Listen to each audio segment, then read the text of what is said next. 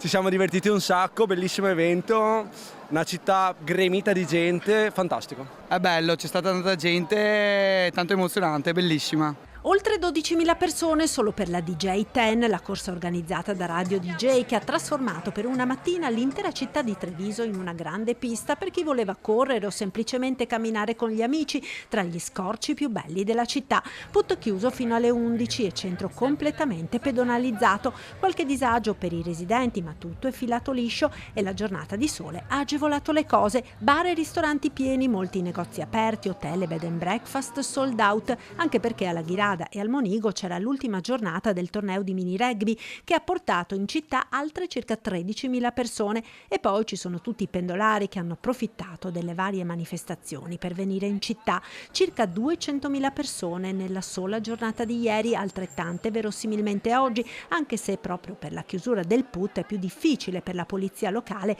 fare un calcolo degli accessi. Grande successo sabato sera per la notte dei musei e la notte bianca organizzata da Veneto Imprese Unite. Io ho già sentito molti associati molto soddisfatti di quello che è stata la serata, non tanto per gli incassi, ma non è quello che al momento si vuole, sarebbe troppo facile e troppo semplice, ma per i contatti, per quello che abbiamo reso attrattiva Treviso e per quello che riusciamo a far vedere a quanto ci teniamo al nostro lavoro e vogliamo appunto continuare su questo passo per dare un po' di lustro a quello che è il commercio di Treviso. Insomma, un weekend di festa che in molti sperano venga replicato. Piacevole, devo dire, fattibile, tutto sommato siamo riusciti ad arrivare in un ottimo tempo, siamo soddisfatte, la rifaremo sicuramente. Molto bello, molto entusiasmante, è bello vedere la città così viva, sì, è stata una bella esperienza. Feltre.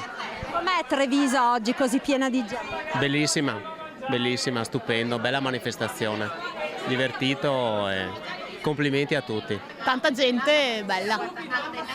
Bella veramente, ci siamo divertiti tantissimo, sono stati tutti bravi nell'organizzarla, bravi.